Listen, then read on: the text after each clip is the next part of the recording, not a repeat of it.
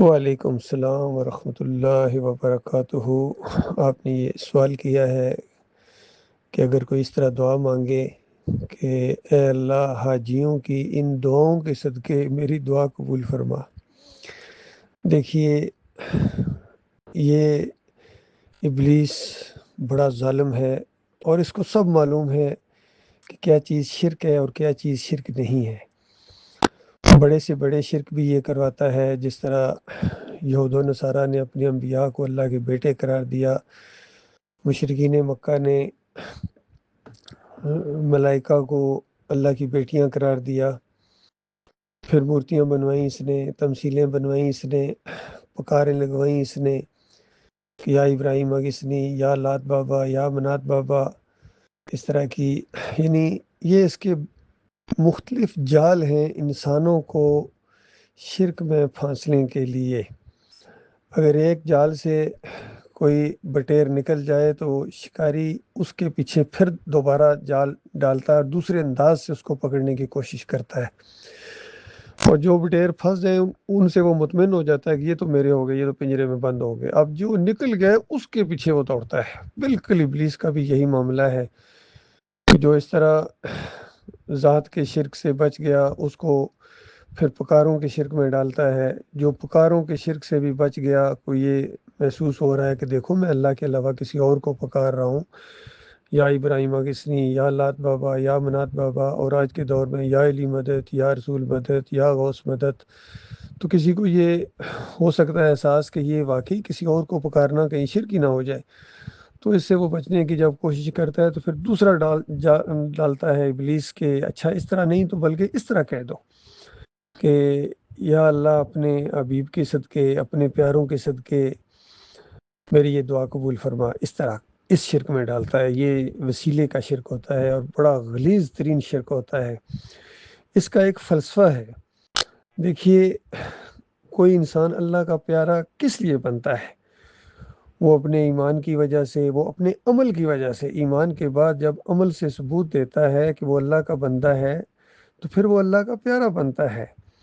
تو اس کے عمل کا اللہ کے اوپر کوئی احسان نہیں ہوتا ہے، بلکہ حقیقت یہ ہے کہ اللہ کا اس کے اوپر احسان ہے کہ اس کو اس طرح عمل کرنے کی توفیق عطا فرمائی ہے۔ تو اس طرح دعا مانگنا کہ یا اللہ جس طرح اس کو عمل کی توفیق عطا فرمائی ہے، یا اللہ میری بھی رہنمائی فرما، مجھے نیک لوگوں کے راستے پر چلا، یہ تو عین ایمان ہے۔ لیکن اس طرح دعا مانگنا کہ اے اللہ اپنے فلاں پیارے کے صدقے، تو یہ اللہ کے اوپر گویا دھونس ہے کہ دیکھا جس طرح فلاں نے تیری بندگی کی ہے، کوئی احسان کیا ہے تیرے اوپر، اس بندگی کا تجھے واسطہ، اب تو میری دعا قبول فرما۔ تو یہ شرک ہے۔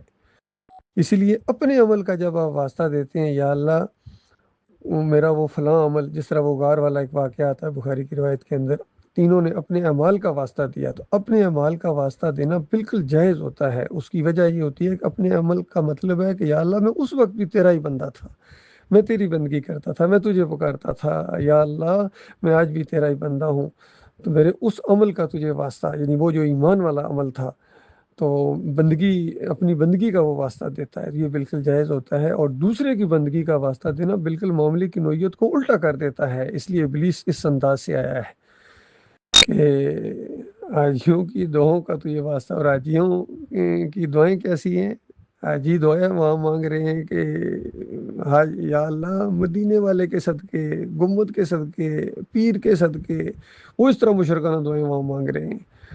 تو یہ سارا کھیل اس امت مسلمہ کا بگڑ گیا ہے، اور اس کو چین ہی نہیں آتا ہے جب تک کسی اپنی دعا کے اندر شرک کی ملاوٹ نہ کرے، ان کو مزہ ہی نہیں آتا ہے۔ اور ابلیس یہ چیز جانتا ہے کہ جو قوم مشرک بن گئی ہے، اس کی عظیم اکثریت 99.9% آج جو ان مسلمانوں کی یہ جب غفیر ہے، یہ شرک کے اندر ڈوب گئے۔ ہر شرک ان کے اندر موجود ہے جو پچھلی قوموں کے اندر تھا، اور نئے نئے انداز سے شرک سامنے لاتا ہے۔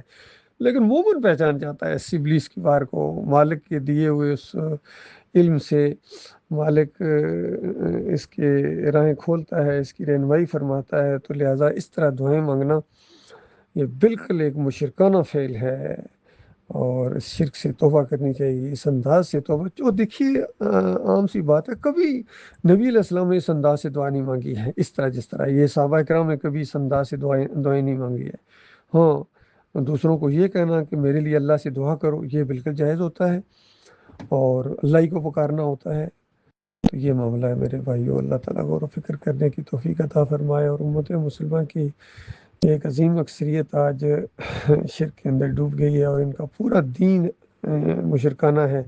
بریلوی ہوں، دیوبندی ہوں، اہل حدیث ہوں، سلفی ہوں، حنبلی ہوں، حنفی ہوں اور حنیفی ہوں، سب کے اندر شرک ہے۔ کسی کے اندر نظر و نیاز کا شرک ہے، کسی کے اندر پکاروں کا شرک ہے، کسی کے اندر واسطے وسیلے کا شرک ہے، کوئی تعویذ گنڈا کرتا ہے، کوئی امام زامن باندھتا ہے، کوئی گھوڑے کا پجاری ہے، کوئی سجدہ تعظیمی کے شرک میں مبتلا ہو گئے۔